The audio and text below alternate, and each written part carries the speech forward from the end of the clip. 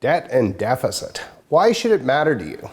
Why would the Prime Minister of Canada go to G20 meetings in Russia and talk about eliminating our net debt or eliminating the deficit? Why does it matter? Why does it matter to you? Why should it matter to any government or any country to have balanced books? I mean, ultimately, you're not paying the bill, right? Wrong. I mean, if a country's really going to operate, you know from your household, you can't permanently spend more money than what you bring in. It's not sustainable. Well, it's not sustainable for a nation either. In Canada, we're very fortunate to be in a situation where our debt to GDP as a nation is relatively low. In fact, it's the lowest of any country in the G7. Now, debt to GDP, what does that even mean?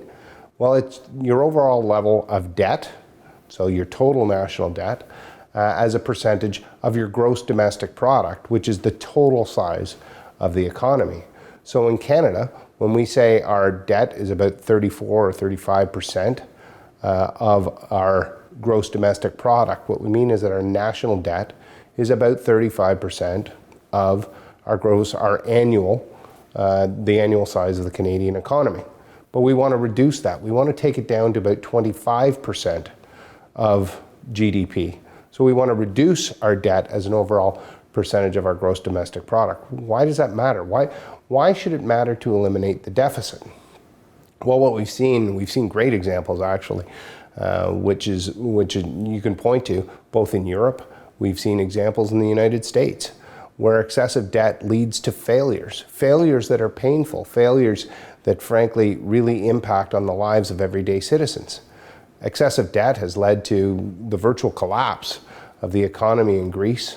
We've seen unemployment in Spain, another country with very high debt. Unemployment hit 30%. That's more than what it was during the Great Depression in Canada or in the United States. We've seen governments in Italy slice 20% across the board off the budget of every single government department. You can imagine in Canada, for example, under strategic review, we reduced a tiny fraction of our overall spending, roughly 5% at most in any given department. And we know that some of those reductions were difficult for Canadians, for some departments to undertake. But we did it with a view that we have to eliminate the deficit.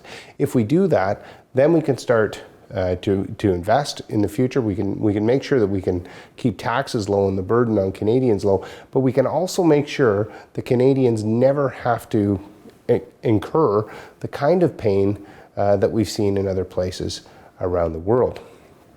So when the government and the Prime Minister attends a G20 meeting and indicates that he's going to eliminate Canada's net debt, what does that mean? What is a net debt? Well, net debt is it's a calculation. It's the difference between your assets, so kind of what you have on the books in terms of investments. And you can think of what that is for yourself, perhaps equity in your home, money in the bank, those types of assets that you might have, versus what you owe. Now, countries, on the books, it's really no different than your personal finances. You have assets, you have liabilities, and then you have an equity that would be the difference between the two, or in fact, you could have a deficit. So today, Canada has a deficit. We have if you put our assets, which would include things like pension funds, like the Canada pension, and other equity and other assets that we have that we've counted on our balance sheet, and you put the national debt against it, we actually have a deficit. So we have a net debt, but we want to eliminate that by 2021. Now in Canada, we're very fortunate. We know that we have billions and billions, in fact, trillions of dollars of natural resource wealth that doesn't actually sit on our balance sheets. We have, as Canadians, we're, I believe, the most fortunate people in the world. We can actually look forward to a prosperous future and opportunities if we manage it right, which is why the Prime Minister is so intent on being that manager and making sure that we have that positive future. So by eliminating the deficit by 2015, by eliminating our net debt by 2021, what we do is we provide not just our government, not the present government, but governments of the future, the kind of flexibility that they'll need to meet the challenges of the future. And we make sure that we never have to face the kind of challenges that we've seen them face in places like Greece or Spain. We make sure that, frankly, the kind of failures that we've witnessed even south of the border, whether it's a meltdown in the U.S. real estate market, which we know caused pain for so many Americans and so much debt for the U.S. government, or even municipalities like Detroit, for example, where runaway debts and deficits ultimately left that city unable to pay its bills.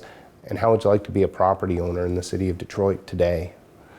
It's important that as a government we act responsibly, that we make the tough decisions that are necessary to balance the books today so that we don't pass debt on to future generations, so that we have the ability to meet the challenges of the future, make the right kind of investments. That's what balancing the books is all about. That's why it matters to eliminate debt and deficit. And that's why the Prime Minister, Stephen Harper, is working so hard and is absolutely focused, along with Minister Flaherty, to make sure that Canada is in every way a leader in this regard.